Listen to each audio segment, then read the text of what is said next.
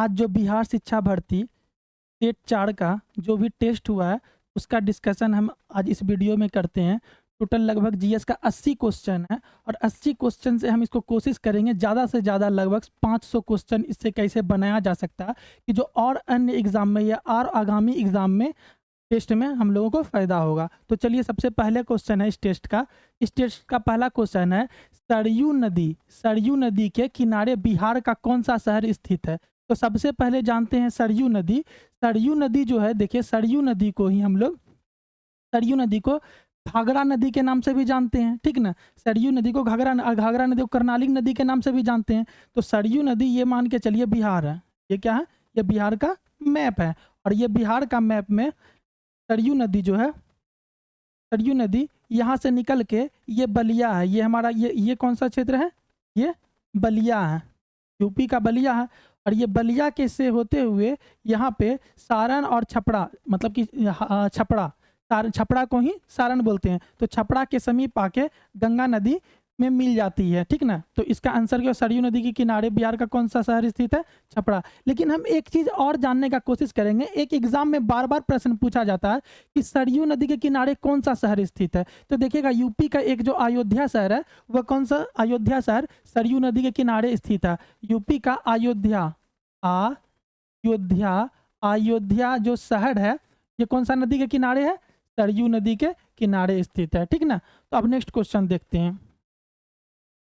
Next question है, जनगणना 2011 के अनुसार बिहार के किस जिले में शहरीकरण सर्वाधिक अधिक है।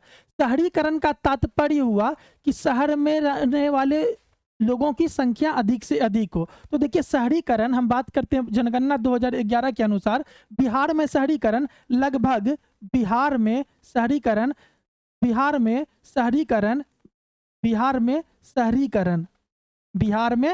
शहरीकरण जो है लगभग 11% था। कितना परसेंट, 11%, जिसमें से पटना लगभग 43% के साथ कौन है, पटना लगभग 43% के साथ सबसे ज्यादा स्थान, सबसे एक नंबर स्थान है। मतलब बिहार में 100 लोग निवास करते हैं, तो 100 लोगों में लगभग 43 लोग पटना में शहर के क्षेत्र के लोग रहते हैं, ठीक ना। लेकिन अब हम इससे प्रश्न बनता है, क्या बनता है कि सबसे कम शहरीकरण क्या, मतलब सबसे ज्यादा ग्रामीण वाला, तो बांका सबसे कम शहरीकरण। अगर पूछेगा सबसे कम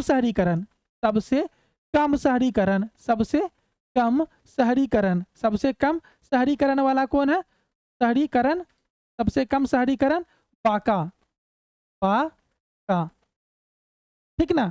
अब देखिएगा, लेकिन नीति आयोग के एक रिपोर्ट के अनुसार बिहार में शहरीकरण, लेकिन नीति आयोग के रिपोर्ट में अनुसार बिहार में शहरीकरण का जो 2011 की जनसंख्या के अनुसार 11% था, वो बढ़कर कितना हो गया है, लगभग 15%। वो वर्तमान में अगर पूछा कि बिहार में शहरीकरण वर्तमान में नीति आयोग के रिपोर्ट के अनुसार कितना हो गया, 15%। अगर 2011 के जनगणना के अनुसार पूछेगा तो कितना होगा, 11%। तो इसका आंसर कितना हो जाएगा, पटना। और दूसरा शहरीकरण के मामले में कौन है, पहला नंबर तो मान के चलिए पटना है, दूसरा कौन है, मुंगेर, नेक्स्ट क्वेश्चन देखते हैं। देखिए बिहार के खड़गपुर की पहाड़ी क्यों प्रसिद्ध है, क्वेश्चन है बिहार के खड़गपुर की पहाड़ी क्यों प्रसिद्ध है। तो ये बहुत ज्यादा इंपॉर्टेंट क्वेश्चन है। बिहार के खड़गपुर की पहाड़ी में सबसे ज्यादा बॉक्साइट होता है। खड़गपुर की पहाड़ी कहाँ है, ये मान के चलिए ये बिहार है, ये हमारा बिहार का मैप देखेंगे तो खड़गपुर की पहाड़ी यहाँ पे जो ये है मुंगेर के आसपास है खड़गपुर की पहाड़ी, ये वाला क्षेत्र, यहाँ पे कौन सा है, खड़गपुर की पहाड़ी। और सबसे ज्यादा क्या होता है, बॉक्साइट। और चूना पत्थर कहाँ होता है, चूना पत्थर होता है रोहतास में, रोहतास में। बिहार में तो यूरेनियम उसे पाया नहीं जाता है, ठीक ना। लेकिन अब देखेंगे बिहार के खड़गपुर की पहाड़ियों क्यों प्रसिद्ध है, तो बॉक्साइट के लिए। आंसर क्या हो जाएगा, बॉक्साइट। नेक्स्ट क्वेश्चन देखते हैं, ठीक ना। देखिए बिहार के पर्यावरण वन एवं जलवायु परिवर्तन विभाग के द्वारा बिहार के किस जिले में दूसरा चिड़ियाघर स्थापित किया गया। तो देखिए पहला चिड़ियाघर कहाँ है, पटना में, संजय गांधी राष्ट्रीय उद्यान। पहला चिड़ियाघर कौन है, पटना में। तो दूसरा चिड़ियाघर कहाँ है, अररिया में। हाल फिलहाल में अररिया में बिहार के पर्यावरण वन एवं जलवायु परिवर्तन विभाग द्वारा बिहार के किस जिले में दूसरा चिड़ियाघर स्थापित किया गया, अररिया में। तो इसका आंसर क्या हो जाएगा, 4 का ए, ठीक ना। नेक्स्ट क्वेश्चन देखते हैं। अब देखिए नेक्स्ट क्वेश्चन दिया है, सोन नदी से किस स्थान के पास पूर्वी और पश्चिम दिशाओं में नहर निकाली गई है। तो देखिए सबसे पहला एक क्वेश्चन सोन नदी आता है, तो हम जानते हैं कि सोन नदी का उद्गम कहाँ होता है, अमरकंटम। सोन नदी का उद्गम आप जानते हैं, सोन नदी सोन नदी का उद्गम सोन नदी का उद्गम उद्गम कहाँ होता है, उद्गम अमरकंटक। अब अमरकंटक कहाँ है, अमरकंटक कहाँ है, तो अमरकंटक जो है छत्तीसगढ़ और मध्य प्रदेश की सीमा पे है, लेकिन जहां तक जानते हैं अमरकंटक जो है मध्य प्रदेश में है, ठीक ना। तो वहां से सोन नदी जो है ये बिहार मान के चलिए, देखिए ये क्या है, ये बिहार का मैप हो गया, ठीक ना। और बिहार का मैप से होके सोन नदी दक्षिण से उत्तर की ओर बहने वाली नदी है, ठीक ना। और सोन नदी दक्षिण से उत्तर नदी की ओर बहने वाली नदी है, और यह जो है पटना के समीप गंगा में मिलती है। आपको पता है कि यह पटना के समीप गंगा में मिलती है, यहाँ से नहीं होगा, यहाँ पे होगा, सॉरी, देखिए यहाँ से, ठीक ना, पटना के समीप गंगा में मिलती है। तो डेहरी ऑन तो दिशाओं में निकाली गई है पूर्वी और पश्चिम, डेहरी, इसका आंसर क्या हो जाएगा, डेहरी, ठीक ना, 5 का डी। अब नेक्स्ट क्वेश्चन देखते हैं, देखिएगा देखिएगा नकटी झील क्या है क्वेश्चन, नकटी झील और नकटी पक्षी विहार, नकटी झील और नकटी पक्षी विहार राज्य के किस जिले में स्थित है। तो देखिए सबसे बात करेंगे, ये 4 जिला है ना, कटिहार, जमुई, कटिहार, पटना, दरभंगा। सबसे पहले हम जानते हैं कटिहार में गोगाबिल पक्षी अभयारण्य, गोगा गोगाबिल गोगाबिल पक्षी अभयारण्य कहाँ है, कटिहार में। दरभंगा में क्या है, कुशेश्वर, दंगा में क्या है, कुशेश्वर, कुशेश्वर क्या है, दरभंगा में। और पटना में जाने थे संजय गांधी राष्ट्रीय संजय गांधी राष्ट्रीय उद्यान कहाँ है, पटना में। अब तो और नकटी झील और नकटी पक्षी विहार कहाँ है, जमुई में। तो इसका आंसर क्या हो जाएगा, इसका आंसर हो जाएगा जमुई। इसका आंसर क्या होगा, देखिए कटिहार में है गोगाबिल, दरभंगा में है कुशेश्वर, और पटना में है संजय गांधी राष्ट्रीय उद्यान, ठीक है ना। अब कभी कभी एग्जाम में पूछ दिया जाता है उदयपुर पक्षी अभयारण्य कहाँ है, तो उदयपुर पक्षी अभयारण्य जो है पश्चिम चंपारण में। कभी कभी पूछ दिया जाता है क्या कि जैसे कि गया में कौन सा राष्ट्रीय उद्यान, गौतम बुद्ध अभयारण्य कहाँ है, तो गौतम बुद्ध अभयारण्य कहाँ है, गया में है। और अगर पूछ दिया जाएगा, मान के चलिए कि मतलब कि अगर एक और क्वेश्चन है कि भीम बांध कहाँ है, भीम बांध कहाँ है, तो भीम बांध मुंगेर में है। तो आप इस एक क्वेश्चन से हम लोग कितना क्वेश्चन कंप्लीट कर लिए, 5-6 क्वेश्चन। हमको इस प्रकार से पढ़ना है लगभग कि हमको क्वेश्चन बार बार नहीं पढ़ना पड़ेगा, एक क्वेश्चन से हम 4-5 टॉपिक कर ले, ठीक ना। तो कटिहार में बताए थे गोगाबिल, दरभंगा में कुशेश्वर, पटना में संजय गांधी राष्ट्रीय उद्यान, जमुई में नकटी और नकटी पक्षी विहार। चलिए नेक्स्ट क्वेश्चन देखते हैं, ठीक। देखिएगा नेक्स्ट क्वेश्चन है, बिहार के पहले सत्याग्रही कौन बने थे। सबसे पहले हम बात करते हैं सत्याग्रही शब्द नाम के सुने, सत्याग्रह जो आंदोलन हुआ था, सत्याग्रह जो आंदोलन हुआ था, व्यक्तिगत सत्याग्रह, व्यक्तिगत व्यक्तिगत सत्याग्रह, व्यक्तिगत सत्याग्रह की शुरुआत कब हुई थी, 17 अक्टूबर 1940 में। 17 अक्टूबर 1940 को व्यक्तिगत सत्याग्रह की शुरुआत हुई थी, हम लोग जानते हैं। तो आपको इस क्वेश्चन से 5 क्वेश्चन बनेगा, आप ध्यान से देखिएगा, बार बार एग्जाम में यही क्वेश्चन आता है लेकिन घुमा फिरा के पूछा जाता है। पहला देखिएगा, व्यक्तिगत सत्याग्रह जो था ना, वो सविनय अवज्ञा आंदोलन को समाप्त करने के बाद और क्रिप्स मिशन जब अगस्त प्रस्ताव आया था, तो उस समय में जो भारत मतलब द्वितीय विश्व युद्ध चल रहा था, तो द्वितीय युद्ध के समय भारत का जो सभी आंदोलन को दबा दिया गया था, सविनय अवज्ञा आंदोलन जो था उसको भी दबा दिया गया था।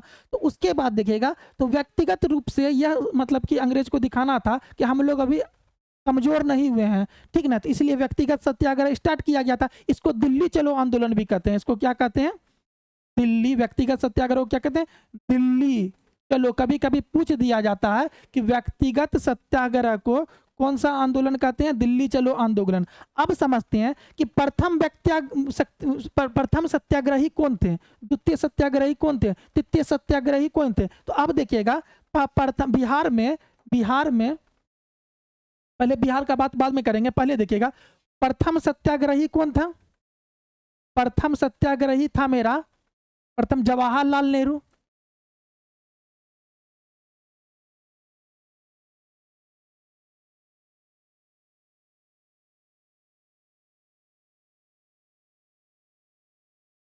तो हम देखते हैं बाद में।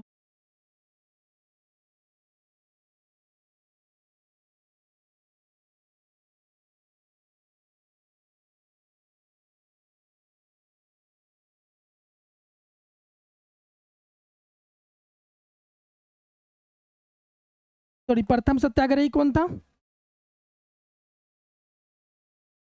प्रथम सत्याग्रही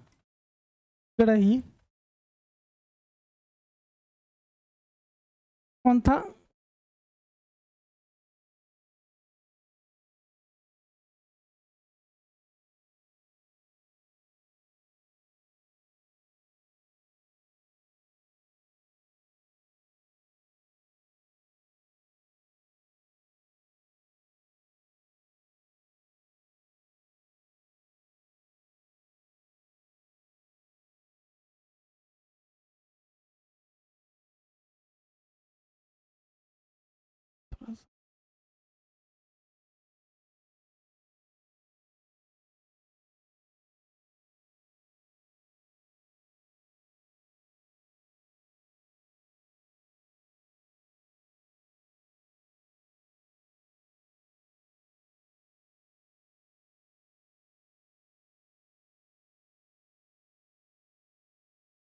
सॉरी, थोड़ा सा डिस्टर्ब हो गया था। यहाँ ध्यान दीजिएगा, प्रथम सत्याग्रही कौन था? जवाहरलाल नेहरू। प्रथम सत्याग्रही कौन था? जवाहरलाल नेहरू।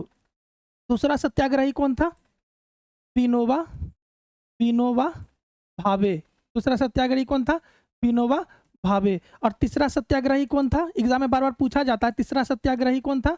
तीसरा सत्याग्रही कौन था? तीसरा सत्याग्रही जो हमारा ब्रह्मदत्त। लेकिन अब देखिए एग्जाम में, पहला सत्याग्रही जवाहरलाल नेहरू, दूसरा विनोबा भावे, तीसरा ब्रह्मदत्त, ठीक ना। अब देखिएगा एग्जाम में ये पूछा जाता है, लेकिन अब देखिए बिहार का प्रथम सत्याग्रही कौन था? बिहार का पहला सत्याग्रही तो जवाहरलाल नेहरू था, लेकिन अब बात करते हैं बिहार का प्रथम सत्याग्रही कौन था। तो बिहार का प्रथम सत्याग्रही श्री कृष्ण सिंह थे। बिहार के प्रथम सत्याग्रही कौन थे? श्री कृष्ण। और दूसरा सत्याग्रही कौन थे? अनुग्रह नारायण सिंह। प्रथम सत्याग्रही अगर पूछेगा तो श्री कृष्ण सिंह, और दूसरा सत्याग्रही पूछेगा तो अनुग्रह नारायण सिंह, ठीक ना। अब नेक्स्ट क्वेश्चन देखते हैं।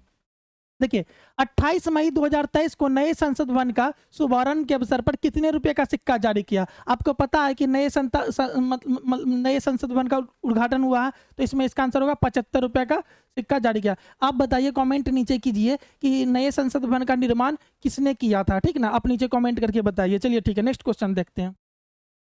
नेक्स्ट क्वेश्चन है, भारत के chief of defence staff, Bharat के चीफ ऑफ डिफेंस स्टाफ कौन बने? भारत के नए चीफ ऑफ डिफेंस स्टाफ कौन बने? तो सबसे पहले हम जानते हैं सीडीएस के बारे में, चीफ ऑफ डिफेंस स्टाफ के बारे में। देखिए चीफ ऑफ डिफेंस स्टाफ पहला कौन था? पहला जो चीफ ऑफ डिफेंस स्टाफ कौन थे? पहला बिपिन रावत। कौन थे? बिपिन रावत। आपको पता है कि हेलीकॉप्टर में दुर्घटना में इनका हादसा हो गया, मृत्यु हो गई थी, ठीक ना, हो गया था। अब यहाँ ध्यान दीजिए, अब लेकिन वर्तमान में उसके जगह कौन बने? अनिल चौहान। कौन बने? अनिल चौहान। लेकिन अब देखिएगा सीडीएस जो होता है, सीडीएस की नियुक्ति कौन करेगी? तो केंद्र सरकार। सीडीएस की नियुक्ति कौन करेगी? केंद्र सरकार, ठीक ना। कभी कभी एग्जाम में पूछ देगा चीफ ऑफ डिफेंस स्टाफ कौन बने, तो अनिल चौहान। पहला चीफ ऑफ डिफेंस स्टाफ कौन थे? तो बिपिन रावत, ठीक ना। और कभी कभी पूछ दिया जाएगा कि सीडीएस की नियुक्ति कौन करेगा, तो राष्ट्रपति। बिल्कुल नहीं आंसर मारिएगा, तो इसका आंसर क्या होगा? सीडीएस की नियुक्ति केंद्र सरकार, ठीक ना। अब नेक्स्ट क्वेश्चन देखते हैं।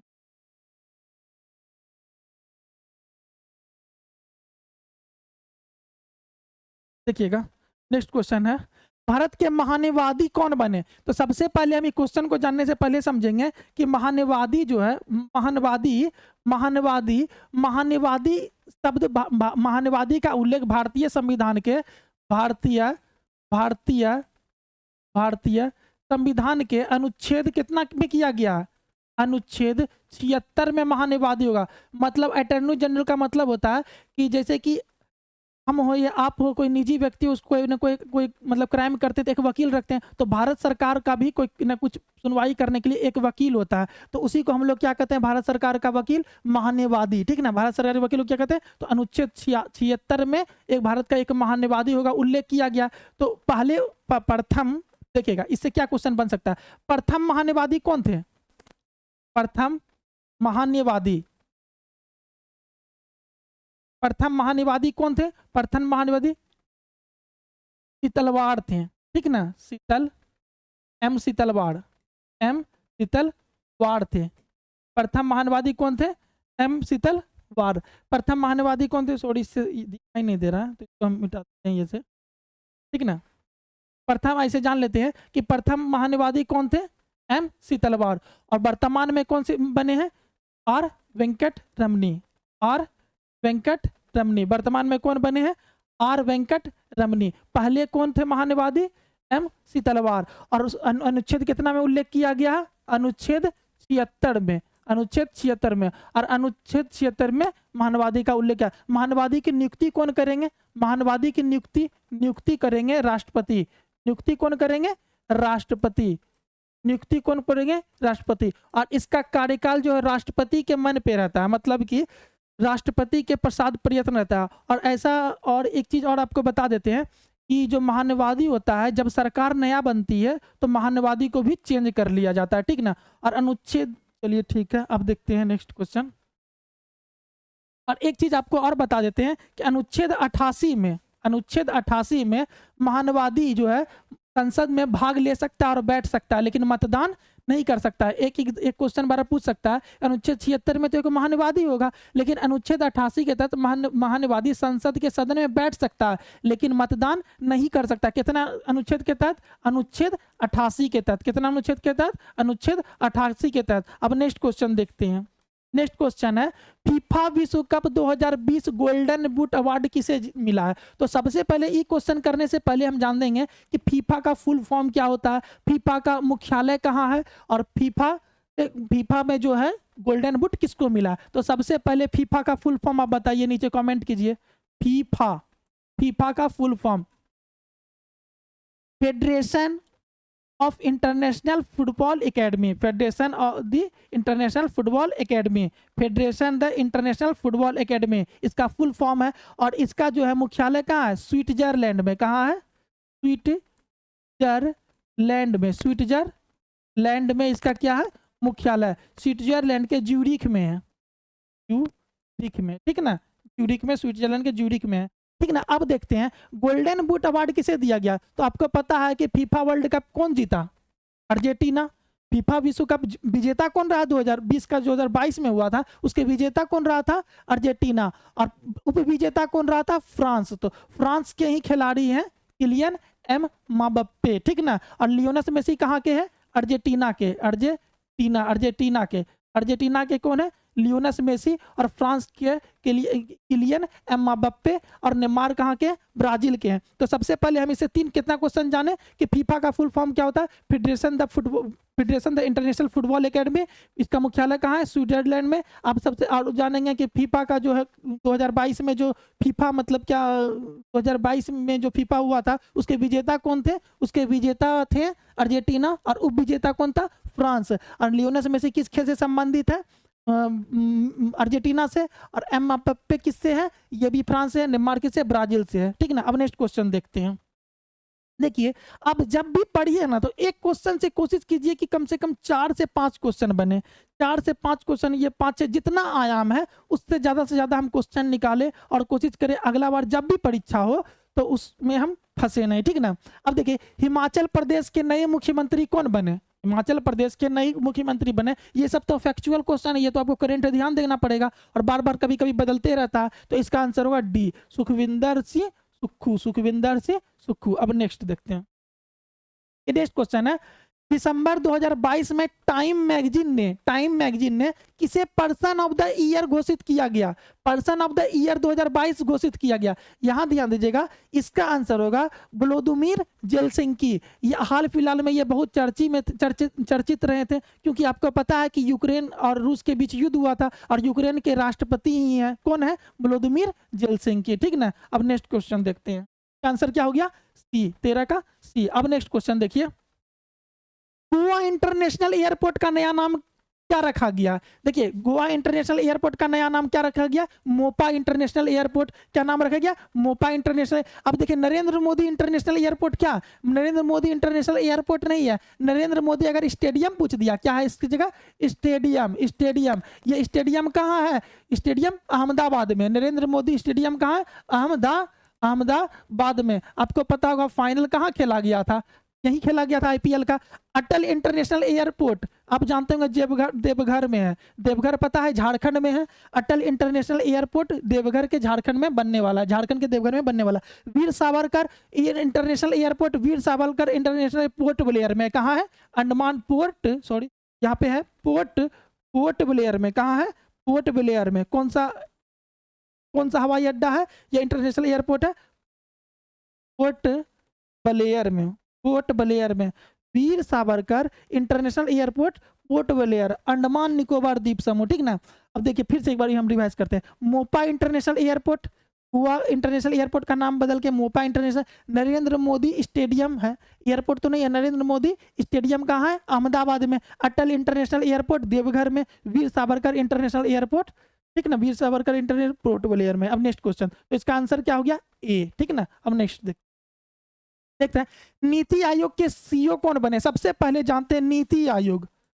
नीति आयोग, नीति आयोग, नीति आयोग, नीति का फुल फॉर्म क्या होता है? National institution for transforming India. इसको रट लीजिएगा, एग्जाम में बार बार पूछा जाता है कि नीति आयोग के फुल फॉर्म क्या होता है। तो national institution transforming India, national institution transforming India. इसकी स्थापना हुआ था 1 जनवरी 2015 को। 1 जनवरी 2015 को, 1 जनवरी 2015 को। इसके जो अध्यक्ष होते हैं वो प्रधानमंत्री होता है। योजना आयोग के स्थान पे इसको नीति आयोग बना दिया। इसके अध्यक्ष कौन होंगे?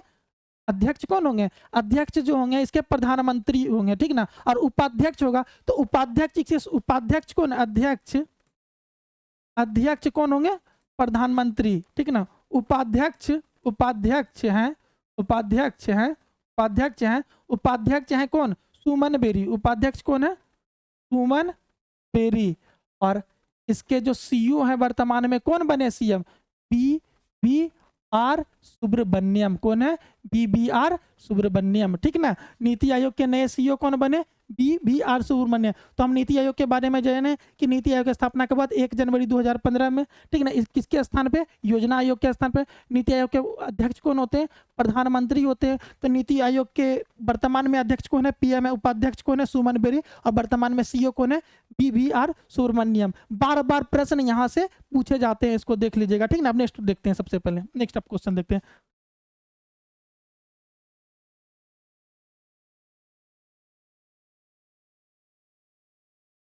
इस तरह के प्रश्न जो है बार बार आप रिवीजन करते रहिए, एग्जाम में पूछा जाता है बार बार। नीति आयोग बहुत ज्यादा इंपॉर्टेंट है, ठीक ना।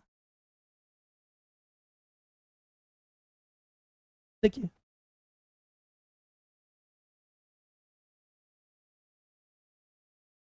देखिए आपने ट्रेन कभी ना कभी तो ट्रेन पे मतलब ट्रेन पे सफर किए होंगे जरूर। हम भी, आप भी, हर लोग कम से कम दिन भर में, कम से कम आपको पता होना चाहिए कि लगभग 15 मिलियन लोग ट्रेन में सफर करते हैं डेली। मतलब 1.5 करोड़ लोग प्रत्येक दिन कम से कम ट्रेन पे सफर करते हैं। तो ट्रेन में सफर करते होंगे तो जब भी आप टिकट रिजर्वेशन कराते होंगे तो एक नंबर दिया जाता है PNR। कौन सा नंबर दिया जाता है? PNR number. PNR number. तो वही क्वेश्चन है, ट्रेन टिकट पर PNR दर्शाता है। PNR क्या दर्शाता है? तो इसका PNR दर्शाता है पैसेंजर नेम रिकॉर्ड। क्या दर्शाता है? Passenger name record. Passenger name record. Passenger name record. Passenger name. कभी कभी क्या करता है ना, नेम के जगह नंबर दे दिया जाएगा। यहाँ पे क्या जगह दिया जाएगा? नेम के जगह नंबर। Passenger number record. तो ये गलत है। पैसेंजर, कंफ्यूज नहीं होना, पैसेंजर नेम रिकॉर्ड मतलब यात्री का नाम रिकॉर्ड। और आपको पता होना चाहिए कि जो PNR नंबर होता है वो 10 अंक का होता है। PNR नंबर क्या होता है? 10 अंक का होता है। कितना अंक का होता है PNR नंबर?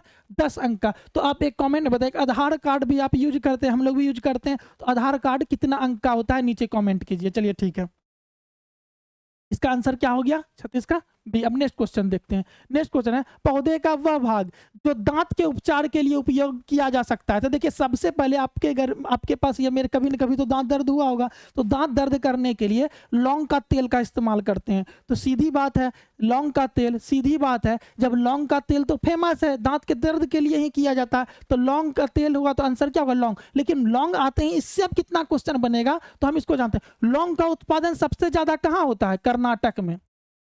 लौंग का उत्पादन सबसे ज्यादा कहां होता है? कर्नाटक में। अब देखिएगा अफीम जो होता है, अफीम किससे प्राप्त होता है? अफीम का बीज जो होता है इससे आपको पता है कि ड्रग्स भी बनता है, मतलब नशा के लिए वो किया जाता है। अफीम का उत्पादन सबसे ज्यादा कौन सा देश करता है? तो इसका आंसर होगा अफगानिस्तान। अफगानिस्तान। देखिए क्वेश्चन से हमको क्वेश्चन बनाना है, ठीक ना सर, क्वेश्चन से क्वेश्चन बनाना है कि हमसे इससे मतलब छूटे नहीं। और सौंफ का उपयोग पता है कि पेट साफ करने में किया जाता है, और मेथी का उपयोग भी पाचन क्रिया में किया जाता है, ठीक ना। तो सौंफ और मेथी दोनों है। समझते हैं नेक्स्ट क्वेश्चन। तो इसका आंसर क्या हो गया? लौंग। पौधे के वह भाग जो दांत के उपचार में उपयोग किया। कभी कभी क्या होता है ना, प्रैक्टिकली जिंदगी में हम जो यूज करते हैं ना क्वेश्चन उससे आता है। जब इसलिए जब भी आप खाना खाइए या किसी मार्केट में कोई भी चीज देखिए, जैसे केला का जूस पी रहे हैं तो केला पता कीजिए कहाँ होता है, सेब खा रहे हैं तो सेब कहाँ होता है, अनार खा रहे हैं तो अनार कहाँ होता है, सब्जी का उत्पादन कहाँ होता है। तो इस चीज को कभी ना कभी अपना प्रैक्टिकल लाइफ में कीजिए, एग्जाम में वैसा ही प्रश्न पूछेगा और उससे ज्यादा आपको याद रहेगा, ठीक ना। अब देखिए जो बच्चे बोल और सुन नहीं सकते हैं वो सीखते हैं, तो सांकेतिक भाषा, ये तो क्वेश्चन बच्चा वाला है, ठीक ना। जो बच्चे बोल और सुन नहीं सकते हैं वो सीखते हैं सांकेतिक भाषा के माध्यम से। चलिए ठीक है, तो 38 का ए। अब नेक्स्ट क्वेश्चन देखते हैं। नेक्स्ट क्वेश्चन है जंगलों के ज्यादा काटने से निम्न से क्या स्थितियां संभावित होती है? जंगलों के ज्यादा काटने से निम्न में क्या स्थितियां संभावित है? इस क्वेश्चन को बनाने के लिए हम क्या करेंगे, सबसे पहले जो है ना क्वेश्चन का सब ऑप्शन को पढ़ना है, क्योंकि ये क्वेश्चन इजी है लेकिन आप जब कंफ्यूज हो जाइएगा तो जल्दीबाजी में गलती नहीं करना। देखिए आसपास की जगह ज्यादा ठंडी होगी, गलत, खत्म। पहला ही क्वेश्चन देख के जब जंगल को काट देंगे, जहां पे आप देखिएगा कि बिल्डिंग हमारा बहुत बना हुआ है, वृक्ष नहीं है, तो वहां तो और गर्मी होगी ना, तो यहाँ तो ए होगा नहीं, तो ए किस में है? ये भी खत्म, ये भी खत्म। ऑप्शन में देखिए खत्म हो गया। अब देखिए वर्षा जल का रिसाव कम होगा, मान के चलिए जंगल के ज्यादा कटने से वर्षा जल का रिसाव कम होगा, सही बात है। अगर जंगल नहीं रहेगा तो पानी का बहाव क्या होगा? जंगल तो पानी को रोकने में मदद करती है ना, तो अब ये सही है, ठीक ना। तो बहता वर्षा जल मृदा को बहा ले जाएगा, बहता वर्षा, सही बात है, बहता वर्षा जल मिट्टी को बहा ले जाएगा, सही बात है। भौम जल का स्तर बढ़ेगा, कैसे स्तर बढ़ेगा? जब जल ही नहीं रुकेगा तो भौम, जहाँ पे जल रुकेगी, ये मेरा पृथ्वी है, ये मेरा धरती है, ठीक ना। यहाँ पे पानी जमा होगा, यहाँ पे पानी जमा होगा, यहाँ पे पानी जमा होगा, तब तो इसके अंदर धरती के अंदर जाएगा। तो ये तो मेरा होगा नहीं, ये तो मेरा क्या होगा? ये तो होगा नहीं, तो बी और सी आंसर। तो इसका आंसर क्या होगा? बी और डी। 39 का डी। इस टाइप का क्वेश्चन 1-2 एग्जाम में रहता है कि जो आपको फंसाया जा सके, इस क्वेश्चन को आराम से बनाना है, ठीक ना, गलती नहीं करना है, ठीक। अब नेक्स्ट क्वेश्चन को देखते हैं। मिजोरम के निकटवर्ती प्रतिवेशी 3 राज्य हैं। तो देखिए सबसे इस क्वेश्चन को हम नहीं जानते हैं, सपोज दैट मान लीजिए हम और आप नहीं जानते हैं, नहीं पढ़े, मैप वाला क्वेश्चन है, क्योंकि अब देखिए मैप सब क्वेश्चन तो बनाना संभव नहीं, तो इस क्वेश्चन को कोशिश करेंगे एलिमिनेशन मेथड से। देखिए मिजोरम भारत का पूर्वी भारत में है, मिजोरम, ये जो मेरा मैप है ये भारत है, मान के चलिए ये जो भारत है, ये भारत है, ये क्या है? ये भारत है, मिजोरम तो यहाँ पे है।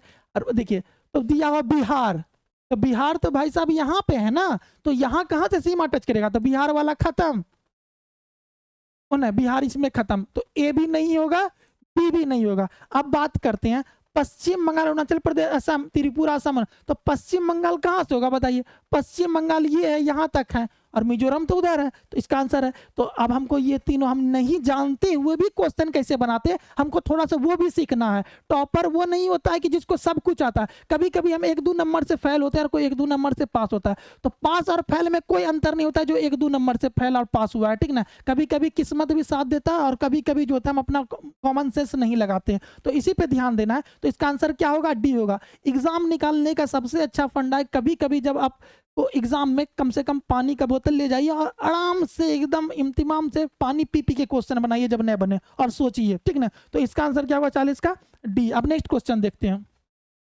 कालाजार चिकित्सा पद्धति की खोज किसने की थी? तो सबसे पहले एक बात बताइए, कालाजार जो होता है वो किससे होता है बीमारी? काला जाड़ किससे होगा? काला जाड़ किससे होगा? परिजीवी से होगा। काला जाड़ किससे होता है? परिजीवी से। और परिजीवी से होता है तो काला जाड़ चिकित्सा पद्धति की खोज किसने की थी? ब्रह्मचारी। Answer D. और विलियम हार्वे ने किस चीज का खोज किया? रक्त परिसंचरण तंत्र। रक्त परिसंचरण तंत्र की खोज किसने किया था?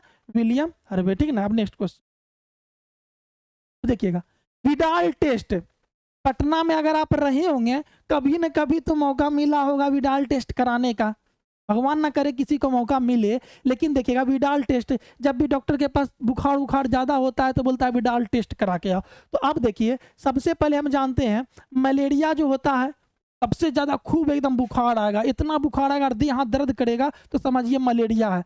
मलेरिया और डेंगू का एक लक्षण है, लेकिन डेंगू में देह हाथ खूब दर्द करता है और मलेरिया में बहुत ज्यादा कसके से बुखार आएगा। ठीक है ना। तो ये मलेरिया में, तो मलेरिया हम जानते हैं मच्छर से होता है ना। कौन सा मच्छर से? मादा, मादा एनाफ्लीज। मादा एनाफ्लीज मच्छर से क्या होता है? मलेरिया।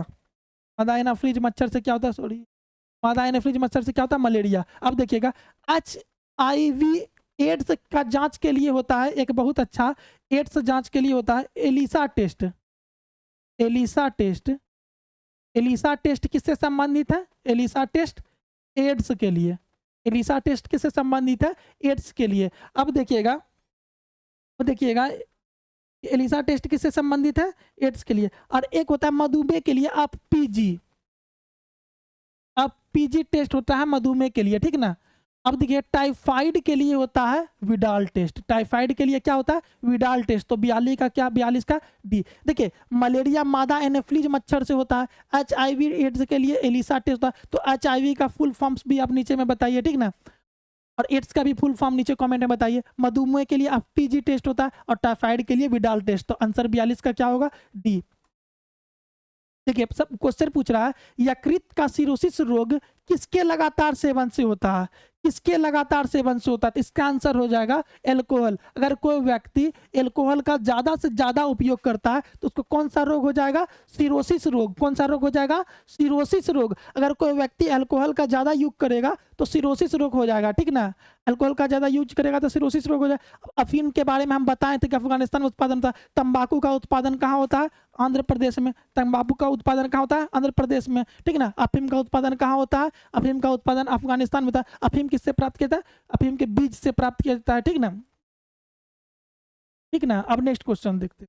इसका आंसर हो गया भैया, क्वेश्चन से ही हम लोग को क्वेश्चन बनाइए। जब भी आप पढ़िए ना तो क्वेश्चन से ही क्वेश्चन बनाना है। ठीक। नेक्स्ट क्वेश्चन देखिए, एक तेल या वसा में असंतृप्तता की माप को मापा जाता है। इस क्वेश्चन को बनाइए आप। क्या होगा? एक तेल या वसा में असंतृप्तता की मात्रा को मापा जाता है अम्ल मान से, आयोडीन मान से, राइकट मिसेल से, साबुनीकरण मान से। तो इसका आंसर क्या होगा? इसका आंसर हो जाएगा आयोडीन मान से। ठीक ना। आयोडीन मान से। नेक्स्ट क्वेश्चन 44 का बी। अब नेक्स्ट क्वेश्चन देखिए, निम्न में कौन सा सम्मिलित नहीं है? रेखीय गति घूर्णन, जड़त्व, जड़त्व घूर्णन शक्ति, संवेग। निम्न में कौन सम्मिलित नहीं है? निम्न में कौन सम्मिलित नहीं है? देखिए यहाँ पे जो है ना, यहाँ पे दीदी यहाँ पे ये होगा। ठीक, बीच में ये है, यहाँ पे ये है। ठीक ना। यहाँ पे ये है और ये यहाँ पे ये होगा। ठीक ना।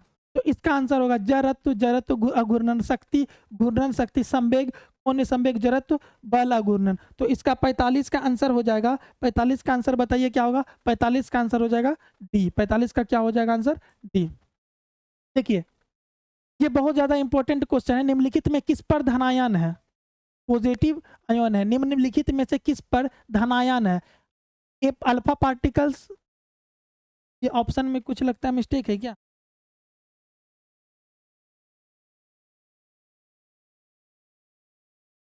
यहाँ पे बीटा अल्फा पार्टिकल्स होगा। ठीक ना। और यहाँ पे बीटा पार्टिकल्स होगा और यहाँ पे अल्फा पार्टिकल्स, बीटा पार्टिकल्स और यहाँ पे गामा पार्टिकल्स होगा। ठीक ना।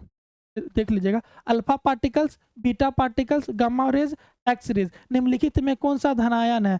तो इसका आंसर हो जाएगा ए, अल्फा पार्टिकल्स। ठीक ना। ए, इसका आंसर क्या हो जाएगा? ए। नेक्स्ट देखिए, निम्नलिखित में से कौन सा अनुचुंबकीय पदार्थ है? अनुचुंबकीय पदार्थ है, अनुचुंबकीय पदार्थ है, तो इसका आंसर हो जाए प्लेटिनम। प्लेटिनम, मैग्नीज वगैरह कौन, क्योंकि मैग्नीज, प्लेटिनम हो गया, मैग्नीज हो गया, ये सब क्या हो गया? अनुचुंबकीय पदार्थ है। तो 47 का ए। अब नेक्स्ट देखते हैं। नेक्स्ट है प्रतिरक्षा प्रक्रिया में भाग लेने वाली कोशिकाएं हैं। ये तो बहुत इंपॉर्टेंट क्वेश्चन है और थोड़ा सा इजी भी है। बार बार डायरेक्ट रूप से ये क्वेश्चन पूछा जाता है। प्रतिरक्षा प्रक्रिया में भाग लेने वाली कोशिकाएं हैं, तो लिम्फोसाइट। क्या आंसर होगा इसका? लिम्फोसाइट। क्या आंसर होगा? लिम्फोसाइट। 48 का बी। अब नेक्स्ट देखिए। एक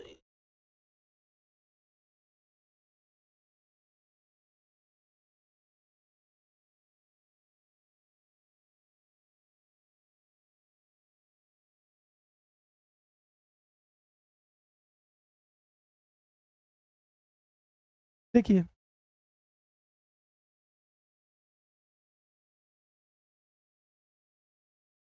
देखिए एक चीज देखिएगा, क्वेश्चन में थोड़ा सा मतलब कि मिसप्रिंट है यहाँ पे, इसके सामने ये कर लीजिएगा, ठीक ना। एक के ये होगा, यहाँ पे ये हो जाएगा, थोड़ा सा यहाँ पे मिसप्रिंट हुआ है, ये ठीक है सामने। अब आपको मिलान करना है। ए बी सी डी दिया हुआ है। ए नंबर में सोडियम दिया हुआ है, बी नंबर में पारा दिया है, सी नंबर में चांदी दिया है, और डी नंबर में सीसा दिया हुआ है। और चाकू से आसानी से काटा जा सकता है। एक और इधर सामने वाला 1 2 3 4 में दिया है, तो हमको मिलान करना है। तो देखिए, सोडियम को चाकू से काटा जा सकता है, तो ए का क्या होगा? ए का 4 होगा। तो ए 4 किस में है? ए 4 इसमें है। ए का 4 सी और डी में, तो ये भी नहीं होगा, ये भी नहीं होगा। तो ठीक ना। अब बी नंबर देखिए, पारा। पारा के बारे में मुझे पता है कि कमरे के ताप में रहता था। पी का क्या होगा? 2। पी का क्या होगा? 2। पारा भी कमरे। चांदी जो है उष्मा का, चांदी जो है आपको पता है, चांदी जो है, चांदी जो विद्युत का अच्छा सुचालक है। तो सी का 1, सी का 1, सी का 1। और सीसा जो है हमको पता है कि विद्युत का अच्छा उष्मा का कुचालक है। तो डी का 3। तो इसका आंसर क्या होगा? ए का 4, बी का 2, सी का 1, डी का 3। तो आंसर सी। तो लिख लीजिएगा 51 का क्या होगा? सी। थोड़ा सा मिसप्रिंट हुआ है, उसके लिए कोई टेंशन नहीं है, आपको बार बार सुधार का ऐसे क्वेश्चन आप लोगों के पास होगा ही, तो आप इसको मिला लीजिएगा, ठीक ना। तो सोडियम एक ऐसा धातु है, पता है कि जिसको चाकू से आसानी से काटा जा सकता है, और इसको पता है कि इसको जो है किरासन तेल में डुबा के रखा जाता है, ठीक ना। और पारा के बारे में पता है कि पारा एक ऐसा धातु है जो कि द्रव अवस्था में पाया जाता है। थर्मामीटर में भी पारा का यूज किया जाता है, आपको पता होगा, ठीक ना। चांदी को जानते हैं, चांदी जो है उष्मा का बहुत अच्छा चालक होता है। चांदी जो है उष्मा का बहुत अच्छा चालक होता है। और सीसा जानते हैं उष्मा का अच्छा कुचालक होता है। क्वेश्चन कभी कभी डायरेक्ट इससे पूछ लिया जाता है, ठीक ना। अब नेक्स्ट देखते हैं। देख देते हैं।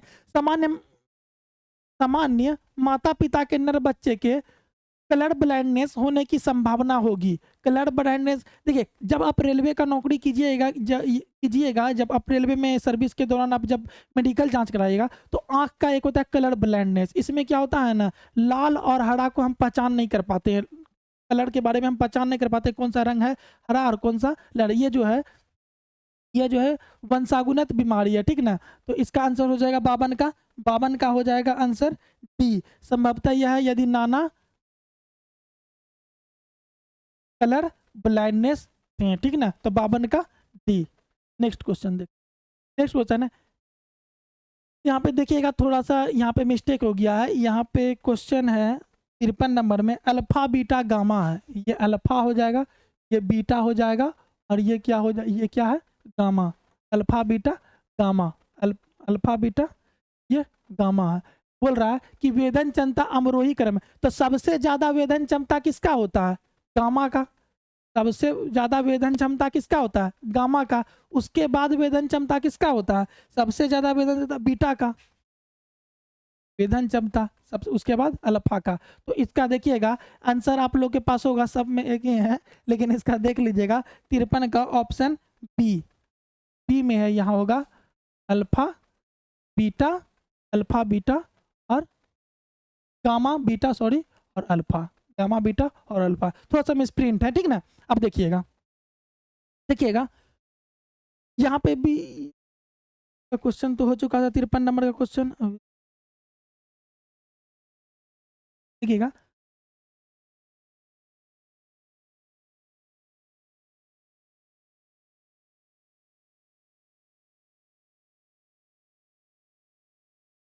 देखिए यहाँ पे लगता है मिस प्रिंट है। 53 क्वेश्चन, 54 54 क्वेश्चन में एक क्वेश्चन है, 54 में क्वेश्चन में 54 क्वेश्चन छूट गया है, सॉरी यहाँ पे ध्यान दीजिएगा, 54 क्वेश्चन छूट गया है, 54 क्वेश्चन हम लोग का छूट गया है, ठीक ना। 54 क्वेश्चन, 54 क्वेश्चन छूट गया है, 54 नंबर क्वेश्चन छूट गया है। तो 54 नंबर का क्वेश्चन में लिखा गया है कि पदार्थ का कितनी अवस्था है वर्तमान में। पदार्थ जो है, पदार्थ पदार्थ क्वेश्चन है, 54 नंबर क्वेश्चन है कि वैज्ञानिक तो पदार्थ की कितनी अवस्था, पदार्थ की कितनी अवस्था है, कितनी अवस्था है वर्तमान में, अवस्था है। 54 नंबर क्वेश्चन छूट गया है, तो पदार्थ की कितनी अवस्था है, ठीक ना। तो पदार्थ का कितनी अवस्था है, 5। कौन कौन है, पहला नंबर ठोस, ठीक है, दूसरा द्रव, तीसरा गैस, ठोस द्रव गैस, चौथा प्लाज्मा, चौथा कौन है, प्लाज्मा, चौथा प्लाज्मा, और पांचवा बोस आइंस्टीन कंडेंसेट, ठीक ना। तो पदार्थ की कुल कितनी अवस्था अभी वर्तमान में, 5। कौन कौन है, ठोस द्रव gas plasma Bose Einstein condensate. तो ये क्वेश्चन नंबर 54 जो है मिसप्रिंट हो गया, नहीं छपा हुआ है, ठीक ना। अब नेक्स्ट देखते हैं, ठीक ना। 50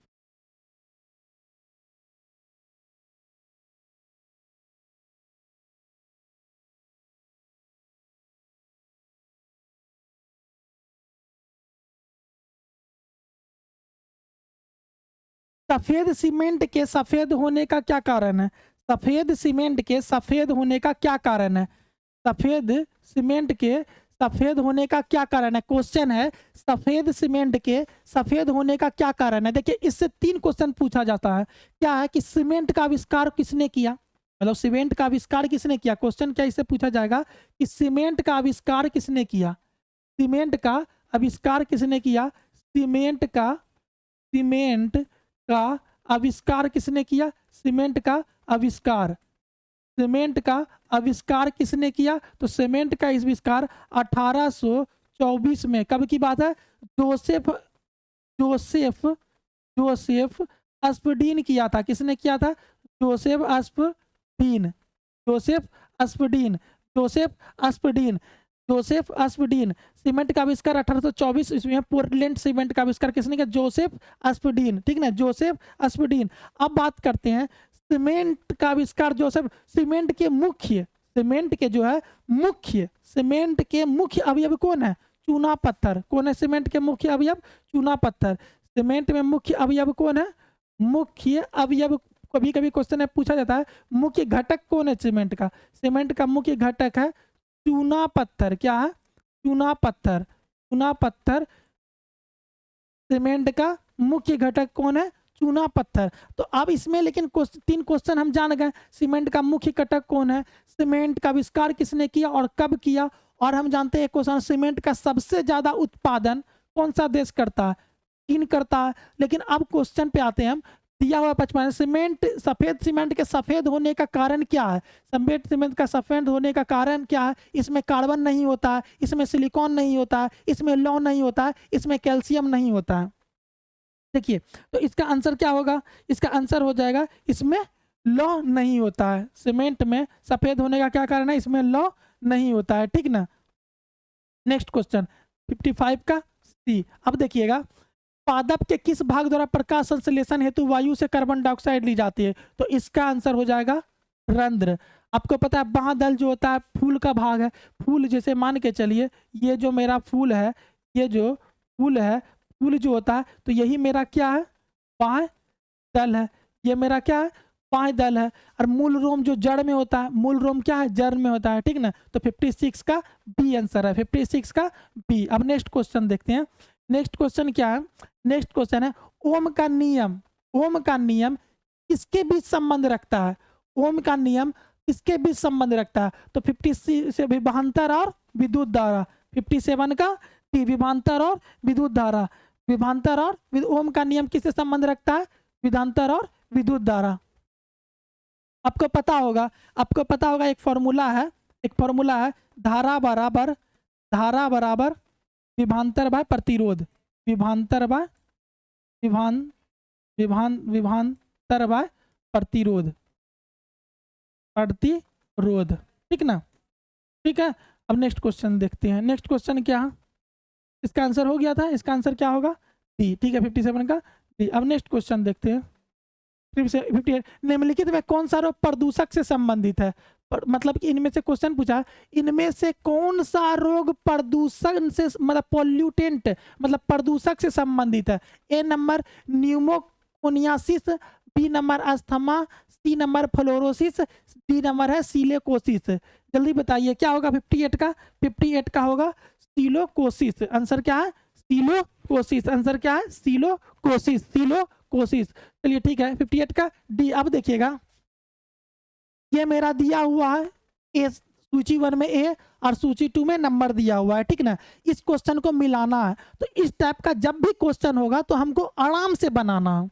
जब भी इस टाइप का क्वेश्चन होगा तो हमको आराम से बनाना है, क्योंकि जब भी देखिए इस टाइप का ये जितना भी तरह का क्वेश्चन आता है तो इसको 2 मिनट रुक के बनाइए, लेकिन आराम से बनाइए, क्योंकि इस क्वेश्चन को आपको एलिमिनेट मेथड से बनाना है, तो छांटना है। नहीं भी आता है तो हमको खोजना है कि कैसे बनाना है, ठीक ना। तो चलिए अब हम इसको क्वेश्चन को बनाने का कोशिश करते हैं। सपोज दैट देखिए, पहले पूरा ऑप्शन पढ़िए, क्या पढ़िएगा, इसकी अस्थिया में वायु प्रकोष्ठ होते हैं, इसका शरीर धार रेखी होता है, इसका शरीर कठोर बाह्य कंकाल द्वारा ढका होता है, इसका शरीर अनेक वलय से मुड़ा होता है। आप एक चीज बताइए, कम से कम हम एक चीज को लेते हैं, मान के चलिए हम मछली लेते हैं, ठीक ना, मछली हम लेते हैं।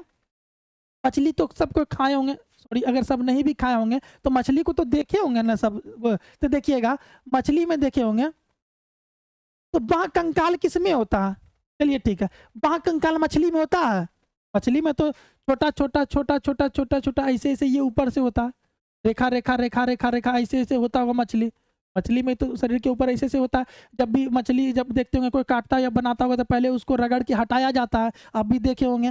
तो अब देखिएगा, तो इसका शरीर धार रेखी होता है, तो मतलब क्या, मछली का आंसर क्या होगा, सी का, सी का 2। तो सी में 2 खोजिए, किसमें किसमें है, तो इसमें भी नहीं है, इसमें भी नहीं है, तो आंसर या तो ए या तो डी। अब समझिए, इसके शरीर के ऊपर वहां कंकाल होता है। एक चीज बताइए, पक्षी के ऊपर कंकाल होता है क्या, पक्षी के ऊपर कंकाल होता है, नहीं होता है, ठीक ना, पक्षी के ऊपर कंकाल नहीं होता है। तो एक चीज बताइए, सांप के ऊपर कंकाल होता है क्या, नहीं होता है। कंकाल का मतलब क्या हुआ, जैसे कि देख लीजिए कछुआ के ऊपर भी रहता है, तो उस समय पतला में, तो अब बचा क्या, तिलचट्टा।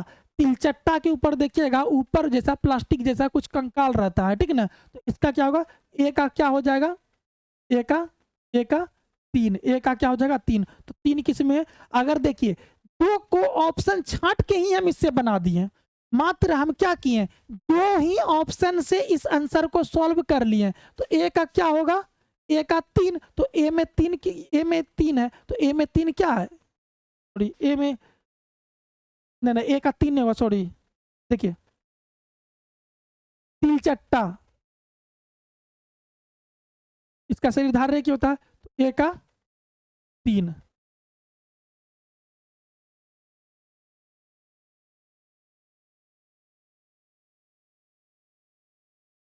ए का 3, सी का 2, सी का क्या आ गया, सी का 2, हाँ सही है, सी का 2, ठीक ना, ये नहीं होगा।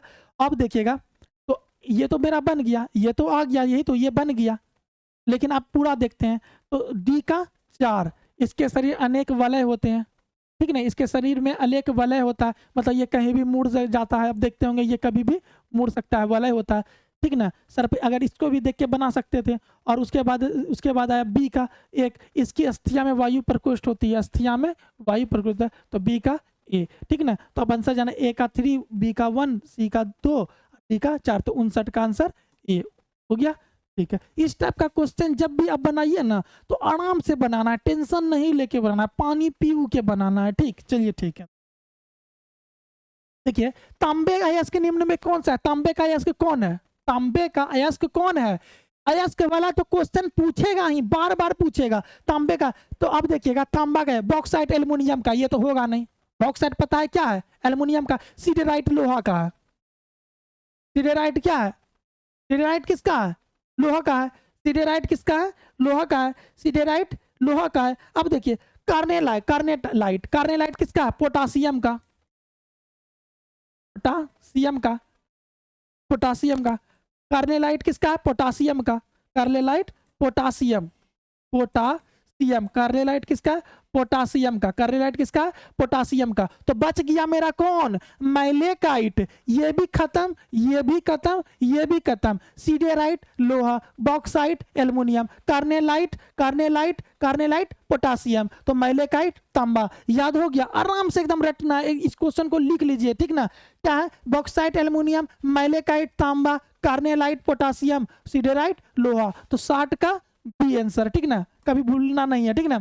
रेडियो धार्मिक तत्व को में रखा गया है। रेडियो धार्मिक तत्व को किस में रखा गया है? रेडियो धार्मिक तत्व को किस में रखा गया है? रेडियो धार्मिक तत्व को रखा गया है एक्टिनाइड में। किसमें? एक्टिनाइड में। 61 का ए। नेक्स्ट क्वेश्चन, लेकिन निम्नलिखित में किसके संयोजन से सोल्डर बनता है? तो आपको पता होगा, मतलब कि सोल्डर, मतलब सोल्डर किसके संयोजन? मतलब सीसा और टीन। सीसा और टीन। सीसा तो है नहीं, तो सीसा को इंग्लिश में क्या बोलते हैं? टीन। तो 62 का क्या होगा? 62 का बी, सीसा और टीन। एग्जाम में बार बार पूछा था, सीसा और टीन, सीसा और टीन। चलिए ठीक है, 62 का क्या हो गया?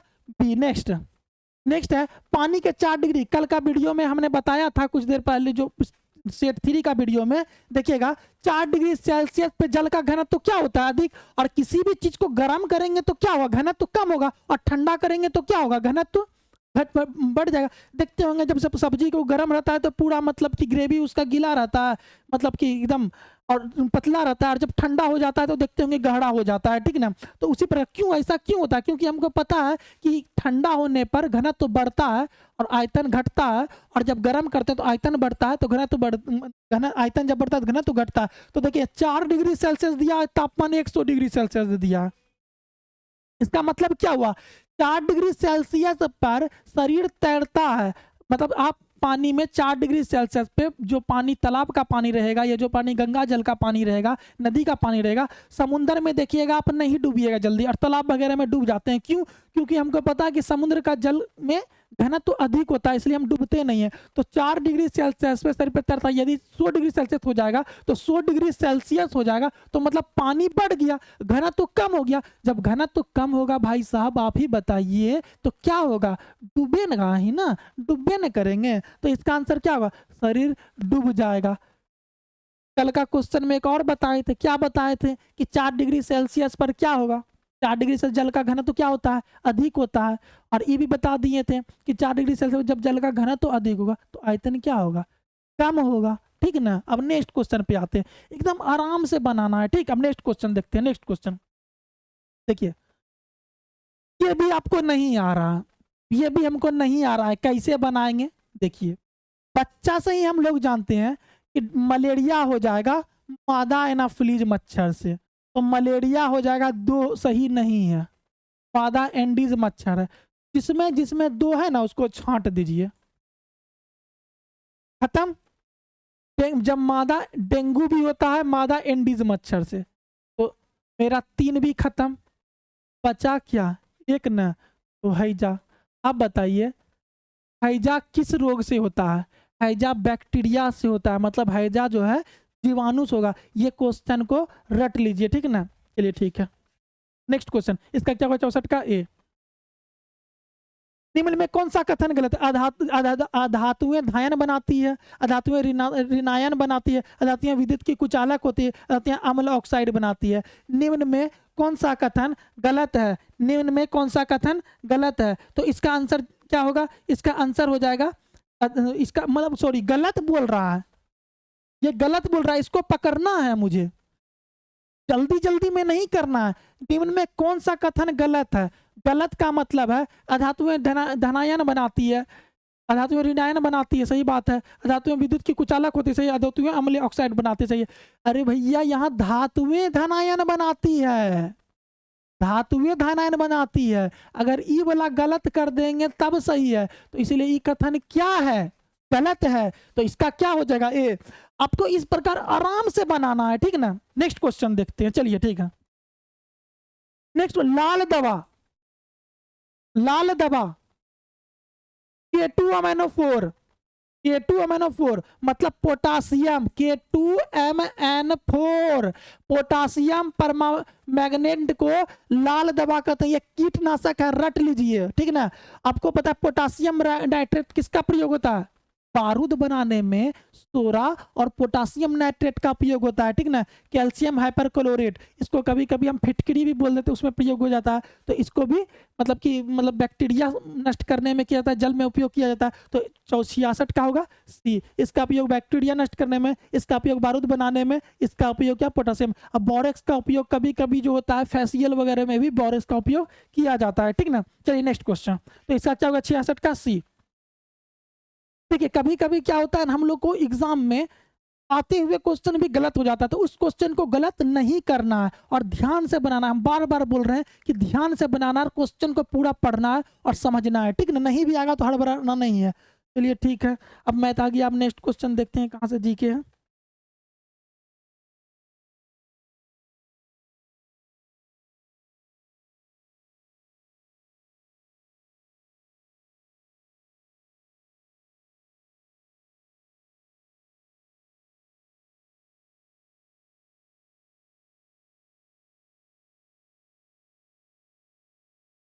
हाँ देखिए ये क्वेश्चन है, ये क्वेश्चन है साइलेंट वैली या मुग घाटी किस राज्य में है?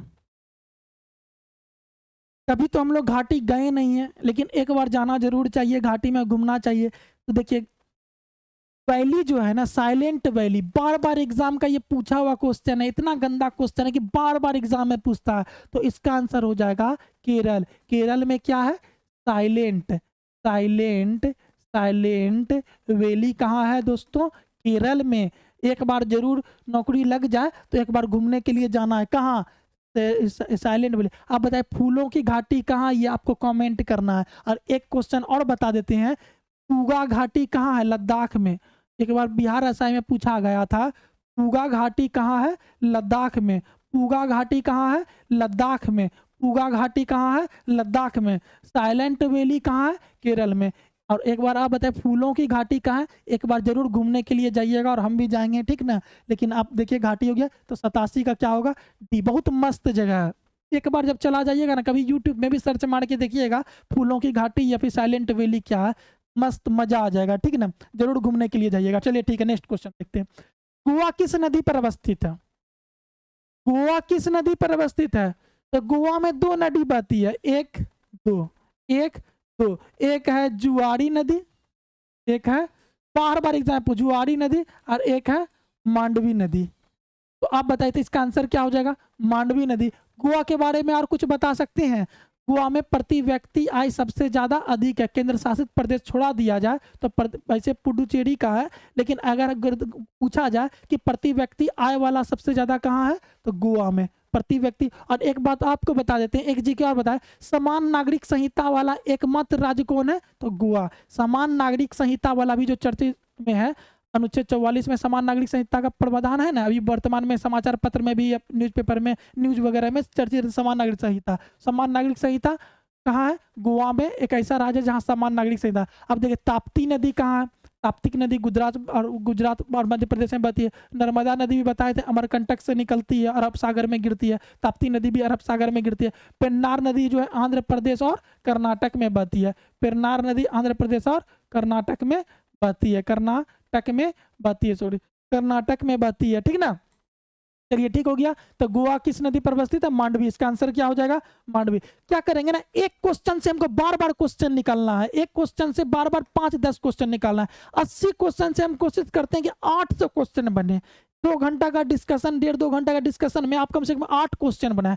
और इससे क्वेश्चन देखिए, डॉक्टर नॉर्मन ई बेरलॉग, सबसे पहले मन में आया था ये नहीं कि आंसर, अब एग्जाम में तो आप बनाए होंगे, लेकिन अब इससे क्या क्वेश्चन बन सकता है, इससे कौन डॉर्मर ई बर्लोक, इससे समय हरित क्रांति के जनक कौन थे, हरित क्रांति के जनक कौन था, भारत में हरित क्रांति के जनक कौन थे, एमएस स्वामीनाथन। लेकिन हरित क्रांति के जनक कौन थे, नॉर्मन बोरलॉग। और इसका संबंध किससे है, अमेरिका का। भारत में जनक कौन थे, भारत में जनक कौन थे, एम स्वामीनाथन, एम स्वामीनाथन। एक क्वेश्चन और बनता है कि श्वेत क्रांति के जनक कौन थे, आप बताइए श्वेत क्रांति के जनक कौन थे, डॉक्टर वर्गीज कुरियन, डॉक्टर वर्गीज कुरियन श्वेत क्रांति के जनक थे, ठीक ना। तो डॉक्टर ई बर्लॉग किस देश से थे, अमेरिका से थे। डॉक्टर ई बर्लॉग किस देश से थे, अमेरिका से थे। यह कौन थे, हरित क्रांति के जन्मदाता थे। भारत में हरित क्रांति के जन्मदाता कौन है, एम एस स्वामीनाथन है। कब हुआ था भारत में हरित क्रांति, 1967-68 में हुआ था, ठीक ना। अब देखिएगा श्वेत क्रांति के जनक कौन थे, तो श्वेत क्रांति के जनक डॉक्टर वर्गीज कुरियन, डॉक्टर वर्गीज श्वेत क्रांति किससे संबंधित है, तो दूध से। चलिए ठीक है, इसे जान गए, तो इसका आंसर क्या हो गया, सी। अब नेक्स्ट क्वेश्चन देखते हैं। देखिए विटामिन ए, विटामिन ए को नाम आते ही सबसे पहले जानते हैं विटामिन ए किससे संबंधित है। विटामिन ए को हम लोग जानते हैं रेटिनॉल, क्या चीज, रेटिनॉल। विटामिन ए क्या है, retinol. Vitamin A retinol, vitamin A retinol. खोज किसने किया था, खोज विटामिन ए, मतलब सॉरी इसका आविष्कार होगा ना, आविष्कार ये खोज, सॉरी खोज होगा। खोज किसने किया था, खोज विटामिन ए रेटिनॉल, खोज मैकुलम,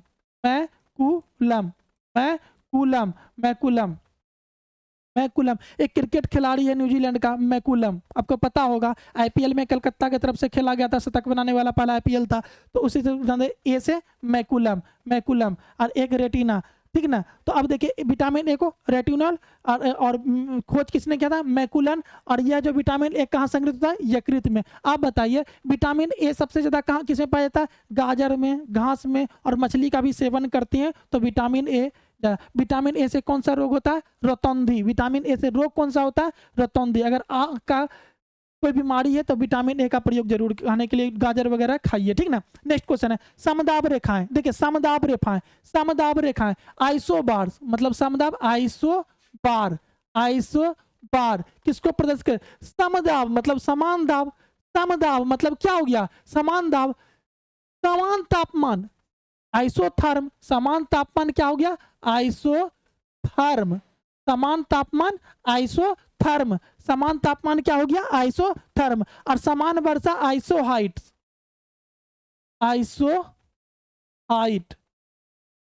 समान वर्षा आइसोहाइट, समान तापमान आइसोथर्म, समान वायुमंडल धर्म आइसोबार, ठीक ना। अब नेक्स्ट क्वेश्चन, इसका आंसर क्या होगा, 91 का डी। आंसर क्या हो गया, 91 का डी, ठीक है। नेक्स्ट देखते हैं। अब देखिए कौन सी नदी कच्छ की रन, सबसे पहले बताइए कच्छ की रन है क्या, और कच्छ की रन कहाँ है, कच्छ की रन है क्या। तो देखिए पहले पढ़े होंगे कि भारत का ऐसा क्षेत्रफल की दृष्टि से कौन सा जिला है जो सबसे बड़ा है, तो कच्छ था, लेकिन वर्तमान में लद्दाख हो गया है। बीपीएससी में क्वेश्चन भी पूछ चुका है कि वर्तमान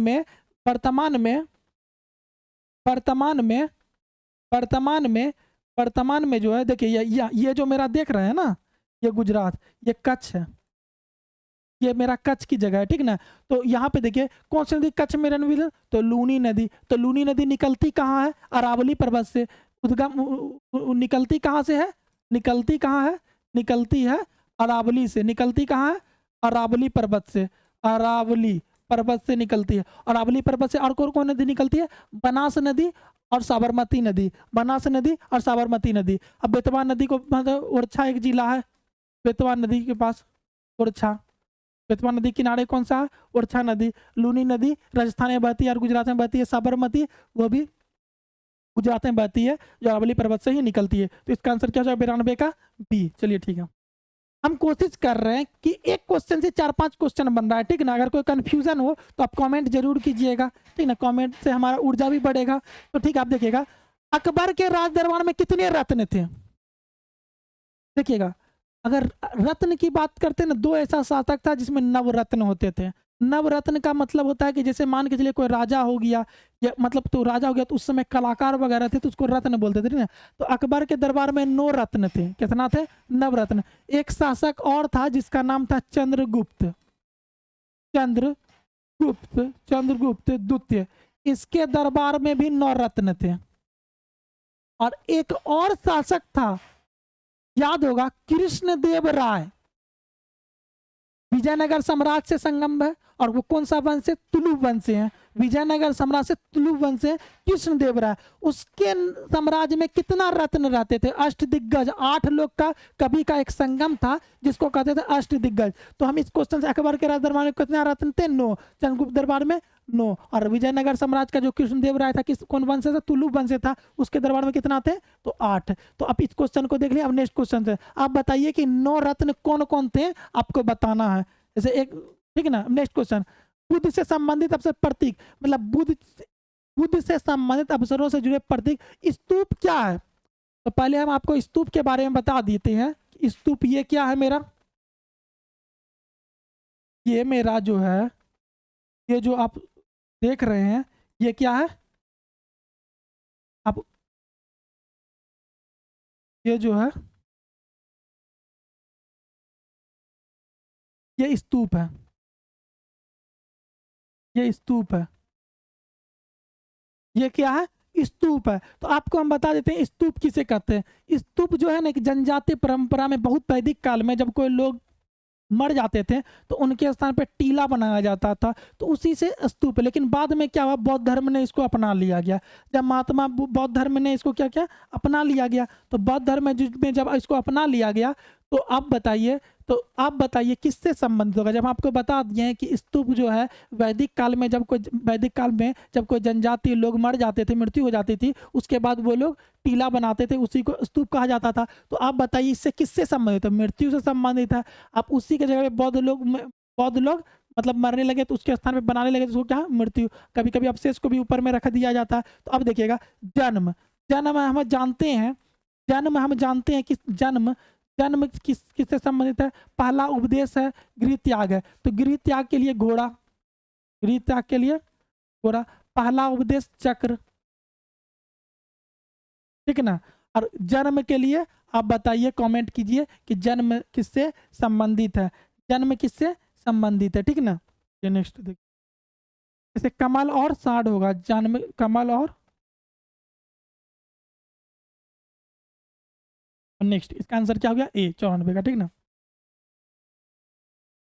नेशनल हेराल्ड समाचार पत्र किसने प्रारंभ किया था? जवाहरलाल नेहरू, भारत के प्रथम प्रधानमंत्री जवाहरलाल नेहरू। ठीक ना, ठीक ना। जवाहरलाल नेहरू के पिता मोतीलाल नेहरू, इंदिरा गांधी भारत की प्रथम महिला प्रधानमंत्री। ठीक ना। अब देखिएगा, जलियांवाला बाग कहाँ है? ये एक बार केबीसी में भी क्वेश्चन पूछा गया था, जलियांवाला बाग कहाँ है।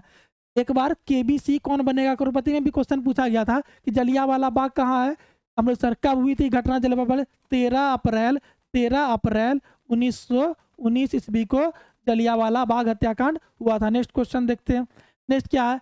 तमिलनाडु में पाई जाने वाली मुख्य, देखिएगा एक क्वेश्चन में थोड़ा सा हमको लगता है मिसप्रिंट है, ऐसे कोई दिक्कत नहीं है, कि गारो खासी जयंतिया मेघालय, ठीक ना। खोंड उड़ीसा, खोंड उड़ीसा। चांग लद्दाख, चांगपो भी हम बोल सकते हैं, चांग लद्दाख। इरूला जनजाति जो मुख्यतः एग्जाम में पूछता है वो केरल होगा इसका। लेकिन कुछ कुछ जनजाति तमिलनाडु में, ये तीनों को छांट दिए, बचा तो मेरा ए, तो इसलिए आंसर ए लगा सकते हैं। लेकिन अगर एग्जाम में पूछा कि इरूला जनजाति कहाँ पाए जाते हैं, ऑप्शन में केरल रहा, तो हम केरल ही मारेंगे। क्या करेंगे? हम केरल ही हमको मारना है। तो हम जान गए तमिलनाडु में पाई जाने वाली मुख्य जनजाति कौन है? इरूला। लेकिन अगर ऑप्शन में केरल रहा तो हम केरल मारेंगे। ठीक ना। उड़ीसा में कौन है? खोंड। लद्दाख में चांग। गारो खासी जनतिया पहाड़ भी है, और मेघालय में। ठीक ना। हम नेक्स्ट क्वेश्चन देखते हैं। उत्तरी गोलार्ध में सबसे लंबी रात्रि कब होती है? ये बहुत ज्यादा इंपॉर्टेंट क्वेश्चन है। इस क्वेश्चन को आज हम समझते हैं बार बार कि उत्तरी गोलार्ध में सबसे लंबी रात कौन होती है। तो देखिए सीधी बात है, ये मेरा पृथ्वी है। पृथ्वी का ये 0 डिग्री है, 0 डिग्री है। कभी सूरज का लाइट यहां रहती है, कभी सूरज यहां रहती है। देखिए जून में ये कर्क रेखा, ये क्या है? कर्क रेखा, ये मकर रेखा। जब सूरज यहां पर कब होगी?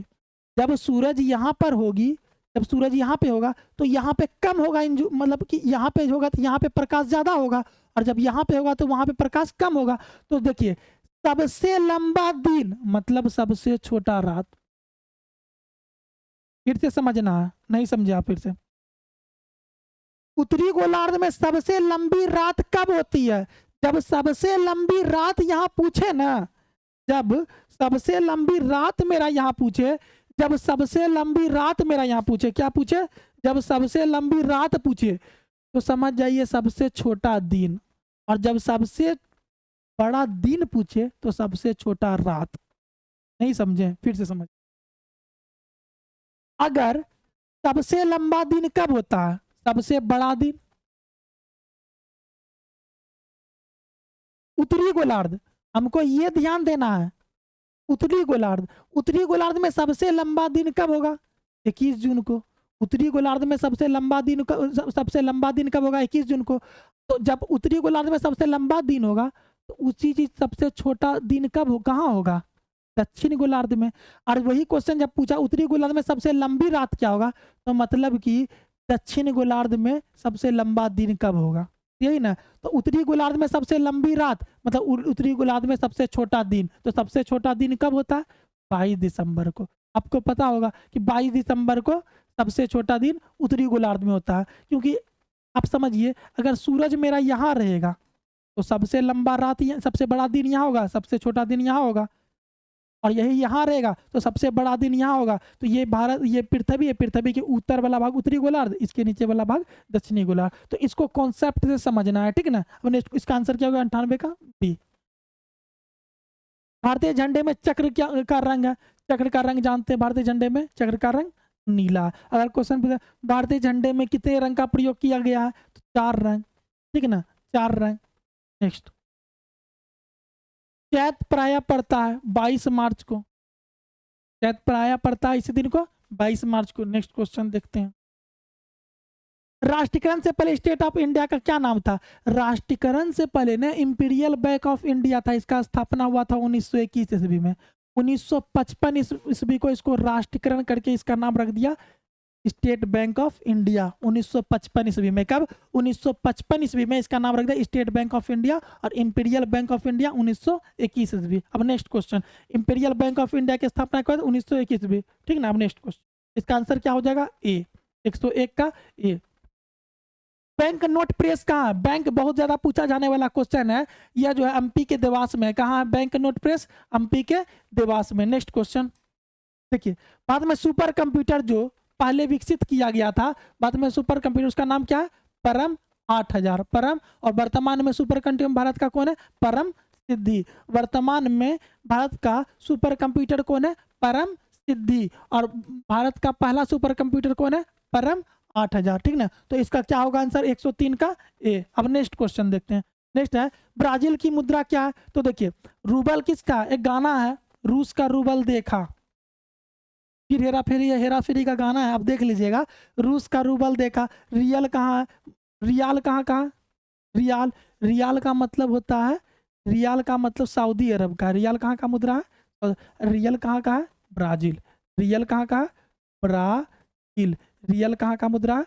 ब्राजील। रियल कहाँ का? ब्राजील। रूबल कहाँ का? रूस। और रियाल कहाँ का? सऊदी अरब, ठीक ना। अब नेक्स्ट क्वेश्चन देखते हैं। नेक्स्ट क्वेश्चन है, किनको महामाना कहा जाता है? भैया, महात्मा गांधी को तो राष्ट्रपिता कहा जाता है। महात्मा गांधी को क्या कहा जाता है? राष्ट्रपिता। खत्म, ये नहीं होगा। जवाहरलाल नेहरू भारत के प्रथम प्रधानमंत्री। राजीव गांधी भारत के सबसे कम उम्र के प्रधानमंत्री राजीव गांधी। मदन मोहन मालवीय को क्या कहा जाता है? महामाना। मदन मोहन मालवीय को क्या कहता है? महामाना, ठीक ना। अब नेक्स्ट क्वेश्चन, तो 105 का नेक्स्ट क्वेश्चन है, हाँ, भारत प्रथम भारतीय अभिनेत्री को जिन्हें, देखिए, दादा साहब फाल्के जब भी पुरस्कार आए का नाम है, क्या नाम है? दादा साहब फाल्के। दादा साहब फाल्के पुरस्कार का स्थापना कब किया था? 1969 में। 1969 में, 1969 में। फिल्म के क्षेत्र में दिया जाने वाला सबसे बड़ा पुरस्कार कौन है? दादा साहब फाल्के, 1969 में। इसी वर्ष में प्रथम महिला है देविका रानी रोडी की अभिनेत्री, जो कि दादा साहब फाल्के पुरस्कार मिला, ठीक ना, ठीक ना। और एक बात हम बता देते हैं कि नरगिस दत्त जो है, यह जो नरगिस है, यह जो है पहली अभिनेत्री है जो राज्यसभा की सदस्य बनी है, नरगिस, ठीक ना। अब नेक्स्ट क्वेश्चन, इंद्रावती बाग इंद्रावती बाघ रिजर्व कहाँ है? मध्य प्रदेश, कर्नाटक, छत्तीसगढ़, झारखंड। मध्य प्रदेश, कर्नाटक, छत्तीसगढ़, झारखंड। तो इसका आंसर होगा छत्तीसगढ़। आंसर क्या होगा? छत्तीसगढ़। इंद्रावती बाघ रिजर्व कहाँ है? छत्तीसगढ़। सबसे ज्यादा बाघ पूछेगा कहाँ है? तो एमपी। सबसे ज्यादा बाघ कहाँ है? एमपी। सबसे ज्यादा बाघ, सबसे ज्यादा बाघ, सबसे ज्यादा बाघ कहाँ पूछेगा? तो एमपी। सबसे ज्यादा बाघ एमपी, सबसे ज्यादा बाघ एमपी, ठीक ना। और सबसे ज्यादा हाथी, सबसे ज्यादा हाथी कर्नाटक, ठीक ना। हाथी सबसे ज्यादा कर्नाटक, ठीक ना। भारत में कोयले का सबसे बड़ा उत्पादक क्या है? देखिए, कोयले का सबसे बड़ा उत्पादक जो था वो झारखंड था, लेकिन वर्तमान में सबसे ज्यादा कोयला का उत्पादन कौन करता है? वर्तमान में सबसे ज्यादा कोयला का उत्पादन कौन करता है? छत्तीसगढ़। वर्तमान में कोयला का सबसे ज्यादा उत्पादन कौन करता है? छत्तीसगढ़। और उड़ीसा किस चीज का सबसे ज्यादा उत्पादन करता है? क्रोमाइट। उड़ीसा एग्जाम में कभी कभी उड़ीसा किस चीज का करता है? क्रोमाइट, उड़ीसा। और मध्य प्रदेश किसका सबसे ज्यादा उत्पादन करता है? तांबा। मध्य प्रदेश तांबा और हीरा भी है, ठीक ना। और झारखंड क्रोमाइट, उड़ीसा और कोयला छत्तीसगढ़, ठीक ना। 108 का आंसर क्या हो जाएगा आपका? 108 का आंसर हो जाएगा, ठीक है। नेक्स्ट क्वेश्चन देखते हैं। गोलीय दर्पण के ध्रुव और फोकस के बीच की दूरी कितनी होती है? गोलीय दर्पण के ध्रुव और फोकस के बीच की दूरी कितनी होती है? तो इसका आंसर हो जाएगा, इसका आंसर हो जाएगा ए, r/2। नेक्स्ट, ठीक है। बोकारो स्टील लिमिटेड, सबसे पहले जानते हैं बोकारो कहाँ है? बोकारो कहाँ है? बोकारो तो झारखंड में है ना। तो Bokaro steel limited, Bokaro steel limited किसके मदद से स्थापित हुआ था? बोकारो स्टील लिमिटेड किसके मदद से स्थापित हुआ था? इसका आंसर होगा रूस। देखिएगा, बोकारो लास्ट में रो है, इसमें भी रो है, रूस। रूस को ऐसे लिखते हैं ना, बोकारो रूस। कुछ कोडिंग कर लेंगे तो उससे ज्यादा हमको आएगा। बोकारो मतलब रूस, ठीक ना। अब देखिए नेक्स्ट, बोकारो कहाँ है? झारखंड में। अब देखिए मौलिक अधिकार से क्वेश्चन, अस्पृश्यता। अस्पृश्यता का मतलब होता है छुआछूत। क्या होता है? छुआछूत। अंत संबंधी उपबंध भारतीय संविधान के किस अनुच्छेद में किया गया? छुआछूत अनुच्छेद किस अनुच्छेद में किया गया? तो देखिएगा, तो अनुच्छेद 15, अनुच्छेद 14, अनुच्छेद 18, अनुच्छेद 17। सबसे पहले हम जानते हैं मौलिक अधिकार। सबसे पहले क्या जानते हैं? मौलिक अधिकार। मौलिक अधिकार जो है, मौलिक अधिकार, मौलिक अधिकार कितना अनुच्छेद में है? मौलिक अधिकार का उल्लेख किया गया है भारतीय संविधान के भाग, भारतीय संविधान के भाग 3, भारतीय संविधान के भाग 3 अनुच्छेद, भारतीय संविधान के भाग 3 अनुच्छेद 12 से 35, 12 से 35, जिसमें से अनुच्छेद 14, अनुच्छेद 12 से लेकर के 18 तक जो है समता का अधिकार है, जिसमें से 14 जो है समता का अधिकार, विधि के समक्ष समता, विधि के समक्ष समता का, विधि, विधि के समक्ष समता। और इसमें देखिए अनुच्छेद 15 जाति, धर्म, लिंग, जाति, धर्म, लिंग के आधार पर अनुच्छेद में समता का उल्लेख किया गया। और अनुच्छेद 17 अस्पृश्यता, अनुच्छेद 17, तो आंसर क्या हो जाएगा 17। और अनुच्छेद 18 में उपाधियों का अंत, अनुच्छेद 18 उपाधियों का अंत। अब बताइए मौलिक अधिकार किस देश से लिया गया? यूएसए से लिया गया। किस देश से लिया? तो अस्पृश्यता के अंत के संबंध उपबंध भारतीय संविधान के किस अनुच्छेद में है? तो अनुच्छेद 17, ठीक ना। आपको एक क्वेश्चन बताते हैं, कौन सा ऐसा अनुच्छेद है, बताइए, मौलिक अधिकार जब पढ़ रहे हैं तो कौन सा ऐसा अनुच्छेद है जो कि सिर्फ भारतीय को प्राप्त है, मतलब विदेशियों को नहीं प्राप्त है? सिर्फ भारतीय को प्राप्त होने वाला कौन कौन सा अनुच्छेद है? तो इसका आंसर है सिर्फ भारतीय को प्राप्त होने वाला कौन सा अनुच्छेद है? भारतीय को प्राप्त होने वाला कौन कौन सा अनुच्छेद है? भारतीय को प्राप्त होने वाला कौन कौन सा अनुच्छेद है? भारतीय को प्राप्त होने वाला ओनली, सिर्फ भारतीय को प्राप्त होने वाला।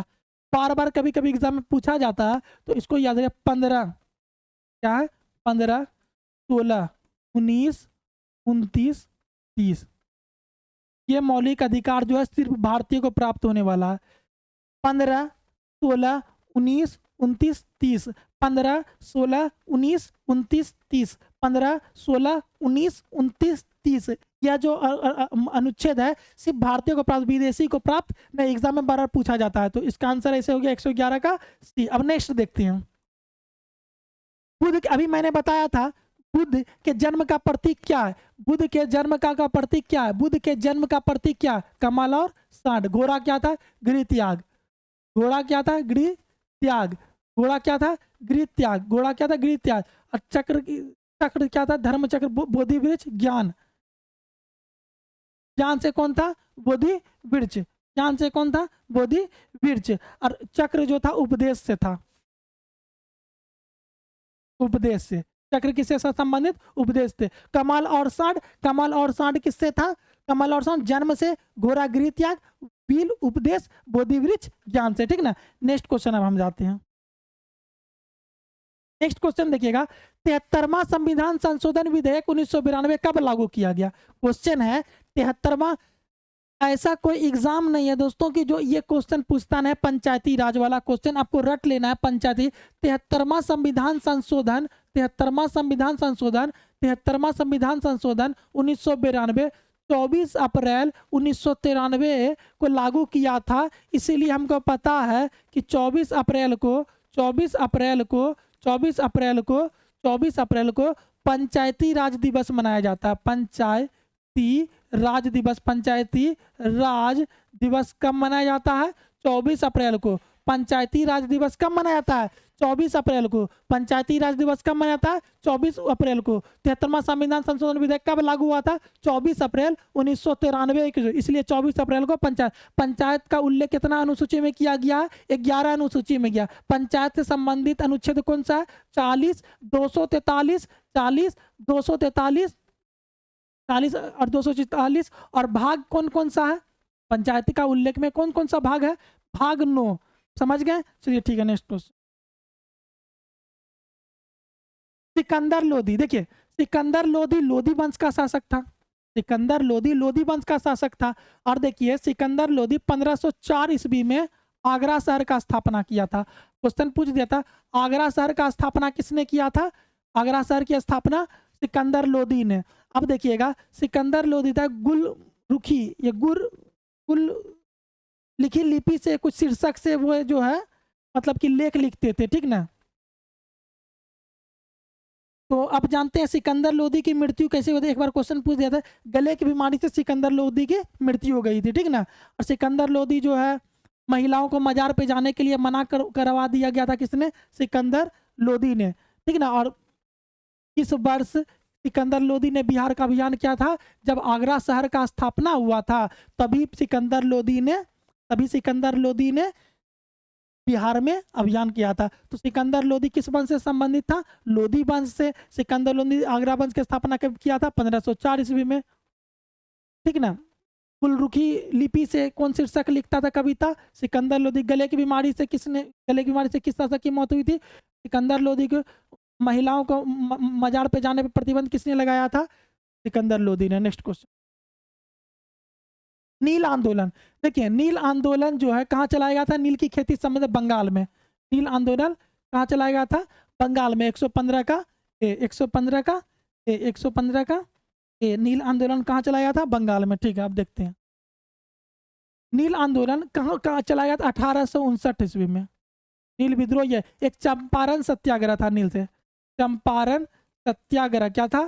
चंपारण सत्याग्रह, यह 1917 में था। ठीक ना। लेकिन नील आंदोलन 1859 में बंगाल में था। ठीक है ना। देखिएगा शाहनामा। देखिए एक क्वेश्चन को सुनते हैं, इस शाहनामा की लेखक किसने है? एक है पादशाह नामा, पादशाह नामा, शाहजहां नामा, ताज ताज ताज शाहजहां नामा, शाहजहां नामा, और एक है शाहनामा। शाह, देखिए पादशाह नामा के लेखक हैं, पादशाह नामा के लेखक हैं अबुल अहमद लाहौरी। कौन है? अबुल अहमद लाहौरी। पादशाह नामा के लेखक कौन है? अबुल अहमद लाहौरी। और यही जो अबुल अहमद लाहौरी है, ताजमहल को तो बनाया किसने था? ताजमहल को तो शाहजहां के द्वारा निर्मित किया। लेकिन अगर क्वेश्चन पूछ दिया जाए कि शाहजहां का वास्तुकार कौन था, तो शाहजहां का वास्तुकार कौन था? शाहजहां का वास्तुकार, सॉरी, ताजमहल का वास्तुकार कौन था? अब्दुल अहमद लाहौरी। और शाहजहां के नामा के लेखक थे इनायत खां। इनायत इनायत इनायत, हाँ। और शाहनामा के लेखक कौन थे? शाहनामा के लेखक थे फिरदौसी। शाहनामा के लेखक कौन थे? फिरदौसी। आपसे पूछ दिया जाएगा, बताइए फिरदौसी किसके दरबार में थे? तो मोहम्मद गजनबी। मोहम्मद गजनबी। मोहम्मद गजनबी। चलिए ठीक है, नेक्स्ट क्वेश्चन। इसका आंसर 116 का हो गया बी, ठीक ना। जनगणना 2011 के अनुसार बिहार का लिंगानुपात क्या है? जनगणना 2011 के अनुसार बिहार का लिंगानुपात। देखिए, जब भी क्वेश्चन जनगणना से है, जब बिहार का क्वेश्चन पूछे तो हमेशा कोशिश करना है कि भारत का भी लिंगानुपात कितना था। क्वेश्चन जो पूछ रहा है जनगणना 2011 के अनुसार बिहार का लिंगानुपात कितना है, जनगणना 2011 के अनुसार बिहार का लिंगानुपात कितना है, तो आपको पता होना चाहिए कि बिहार का लिंगानुपात 2011 की जनगणना के अनुसार 918 था। इसका आंसर क्या होगा? डी। लेकिन अगर पूछ दिया कि भारत का लिंगानुपात कितना था 2011 के अनुसार, तो भारत का लिंगानुपात 943, ठीक ना। और लिंगानुपात क्या होता है? लिंगानुपात का मतलब है प्रति 1000 पुरुषों पे कितना महिलाओं की संख्या। अगर आपके शहर, किसी शहर में 1000 पुरुष है तो वहाँ महिलाओं की संख्या कितना है? मतलब कि अगर मान के चलिए 1000 पुरुष है, अगर 1000 पुरुष है तो मात्र 1000 पुरुष पे 943 महिला है। अगर शादी होगा तो मान के चलिए कि कितना लड़का कुमारा रह जाएगा, ठीक ना। तो अब देखिए 943 1000 में घटा दीजिएगा, ठीक है। अब देखिए नेक्स्ट क्वेश्चन है। नेक्स्ट क्वेश्चन है अंतर्राष्ट्रीय तिथि रेखा। देखिए ये बहुत ज्यादा इंपॉर्टेंट क्वेश्चन है। एक होता है अंतर्राष्ट्रीय तिथि रेखा और एक होता है मानक रेखा। एक होता है क्या? तिथि रेखा। एक होता है तिथि रेखा और एक होता है मानक रेखा। जब मानक रेखा आएगा, जब मानक रेखा होगा तो 0 डिग्री देशांतर। मानक रेखा आएगा तो 0 डिग्री देशांतर। मानक रेखा आएगा तो 0 डिग्री देशांतर और तिथि रेखा आएगा तो 180 डिग्री देशांतर, ठीक ना। मानक रेखा आएगा तो 0 डिग्री देशांतर और तिथि रेखा आएगा तो 180 डिग्री देशांतर। तो यहाँ पे देखिएगा अक्षांश, अक्षांश रेखा होता है जो ऐसे ऐसे जाते हैं वो अक्षांश रेखा है, और जो सीधा जाता है वो क्या है? देशांतर रेखा है। देशांतर, देशांतर, ठीक ना। और ये क्या? अक्षांश। तो इसका आंसर क्या होगा? डी, 118 का डी। अब नेक्स्ट क्वेश्चन देखिए, भारतीय संविधान के किस अनुच्छेद में राज्य लोक सेवा आयोग का प्रावधान किया गया है? अनुच्छेद ए, अनुच्छेद 316, 320, 315, 312। भारतीय संविधान के किस अनुच्छेद में, भारतीय संविधान के किस अनुच्छेद में राज्य लोक सेवा आयोग का प्रावधान किया है? तो अनुच्छेद 315 में राज्य लोक सेवा आयोग के प्रावधान। आपको एक क्वेश्चन और बना, राज्य लोक सेवा आयोग अध्यक्ष की नियुक्ति कौन करेंगे? आप कमेंट कीजिए, ठीक है ना। अब नेक्स्ट, ठीक है, सबसे गन्ना प्रजनन संस्थान कहाँ है? गन्ना अनुसंधान केंद्र, ये गन्ना प्रजनन संस्थान कहाँ है? तो गन्ना प्रजनन संस्थान जो है कोयम्बटूर में है। गन्ना प्रजनन संस्थान कहाँ है? कोयम्बटूर में है। गन्ना प्रजनन संस्थान कहाँ है? कोयम्बटूर। और पता होगा कि वाराणसी में डीजल लोकोमेटिक वर्क्स है। वाराणसी में क्या है? डीजल लोकोमेटिक वर्क्स कहाँ है? डीजल लोकोमेटिव, लोकोमेटिव वर्क्स कहाँ है? Works, diesel locomotive works Varanasi में। कानपुर में चीनी अनुसंधान केंद्र है। चीनी अनुसंधान केंद्र कहाँ है? कानपुर में। डीजल लोकोमेटिव वर्क्स कहाँ है? वाराणसी में। कोयम्बटूर में क्या है? गन्ना अनुसंधान केंद्र। तो देखिए इस वीडियो को माध्यम से हम जाने कि जो भी डिस्कस है क्वेश्चन से बार बार क्वेश्चन निकालें। अगर लाइक, इस वीडियो को लाइक कीजिए, शेयर कीजिए और सब्सक्राइब। धन्यवाद।